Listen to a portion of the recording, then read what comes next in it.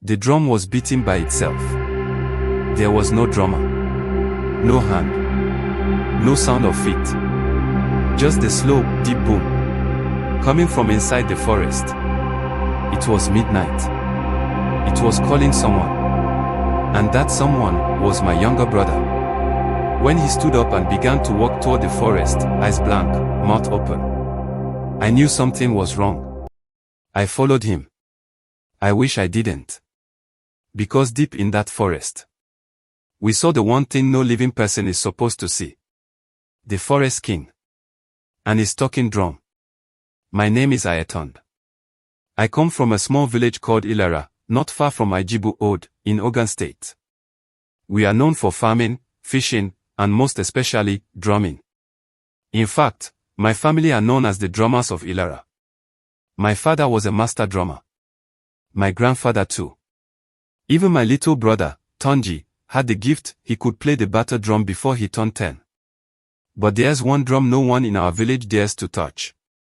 The talking drum of the forest king. It is hidden deep in Igbo Alopota, a sacred part of the forest where no human is allowed to go. Even hunters don't enter there. Even birds don't fly over it. My grandfather once said, that forest belongs to another king.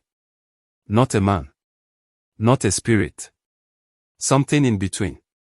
It started one hot evening in Harmattan season. We were all sitting outside, and Tonji was playing rhythms with his small drum. Just normal beats. Until, all of a sudden, he changed it. The rhythm became strange. Slow. Deep. Almost like it was speaking. I don't know how to explain it, but the sound made all the elders stop what they were doing. Even Baba Alawaran, the old blind man, turned his head and whispered, "Who is playing that beat?" Tonji just laughed. He said, "I heard it in my dream last night. A man with a golden crown played it for me." My father slapped the drum out of his hands. He didn't say anything. Just picked up the drum and locked it inside the store. That night, Tonji couldn't sleep. He kept tossing, turning, sweating. Then he told me, "Ayotunde, I keep hearing that beat in my head. It's calling me. The drum is calling me." 3 nights later, I heard the sound too. A deep, soft boom, boom, boom. Coming from the forest.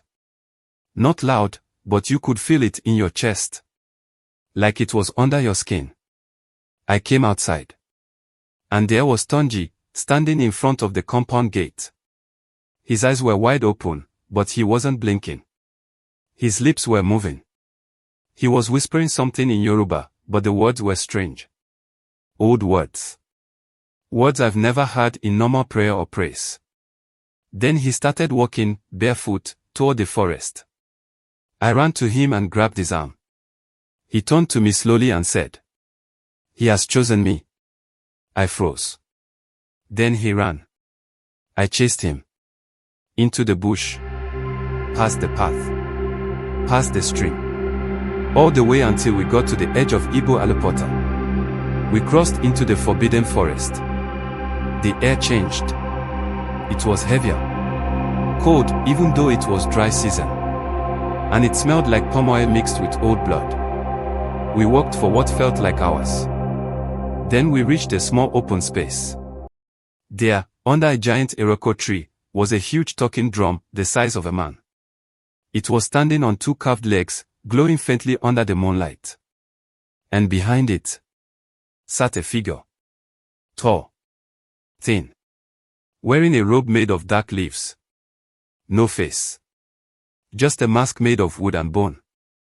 That was the forest king. He didn't speak. He just pointed at Tonji. And the drum started to play by itself. Boom. Boom boom. Tonji fell to his knees. His eyes rolled back. He began to chant in that strange language again. I screamed. I begged him to stand up. To come back home.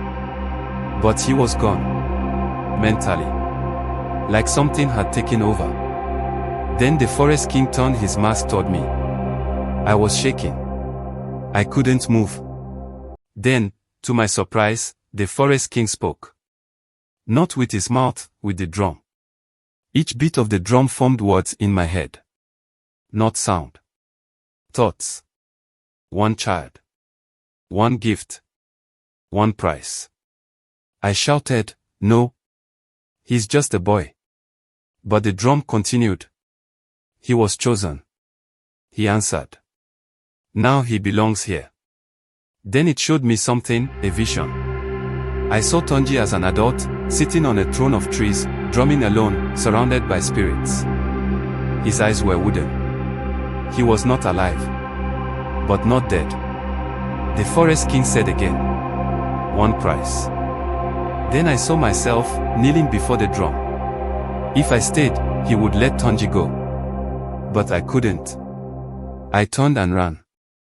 I don't know how I found my way back home. The forest twisted and turned, but somehow, I returned just before sunrise. Tonji came back 2 days later. But he wasn't the same. He was quiet. Pale. His hands shook when he touched the drum. And he never smiled again. He never said what happened. But every time the wind blew hard at night, he would whisper. "He's still playing. He's waiting." Then, one night, Tonji disappeared again. We searched for days. But this time, there was no trace. Only the sound of drumming from the forest. And it hasn't stopped since. I'm grown now. Married. I live far away from Ilara. But sometimes, usually around the Harmattan season, I still hear the sound. Even in my dreams. Boom, boom, boom, boom. And in those dreams, I see the throne. I see Tonji. I see the forest king. He never moves. He just waits. Because I never gave him what he asked for. One child. One gift. One prize. After Tonji vanished the second time, the village elders told everyone not to talk about it. They said, "He has joined the spirits. We cannot call him back." My mother cried for weeks. My father just sat quietly. His drums were untouched after that. Covered in white cloth. Life tried to move on. But deep down, we all knew that something had changed forever. The drums were no longer just music in Ilara. They had become a doorway. About 1 year later, it happened again. This time, it was a girl. Morankeji, a 13-year-old girl known for her sweet singing voice. She had never even touched a drum before. But one night, she started humming a rhythm in her sleep. Over and over. Her parents said they tried to wake her, but her body was stiff, like stone. Then one night, she stood up from her bed and walked into the forest. By the time the villagers noticed, she was gone. Guess where they found her footprints? Leading straight into Ibu Alapota. We searched. But we knew what had taken her. And this time, we didn't even try to bring her back. I couldn't take it anymore. I had to know why the forest king was choosing people. What was his purpose? What did he want? So I returned. I didn't tell anyone.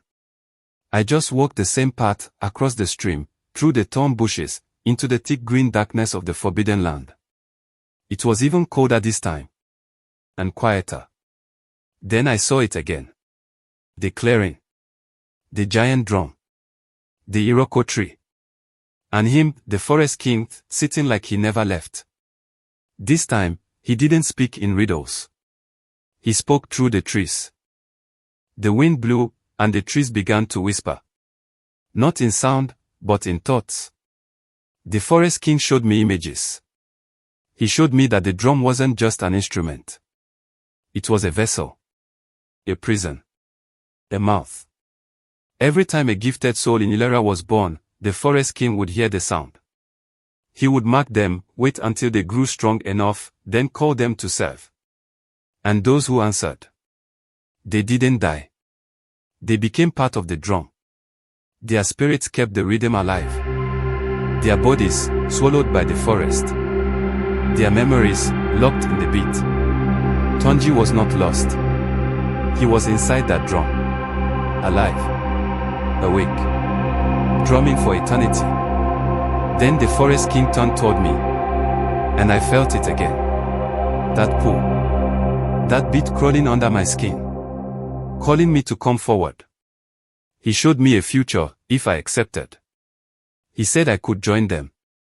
Not as a prisoner, but as a master of the rhythm. A king of sound. A spirit who could control beats across the land. But the price? My body. My voice. My life. I would never return to Ilera. Never see my mother. Never walk in sunlight. Only drum. Forever.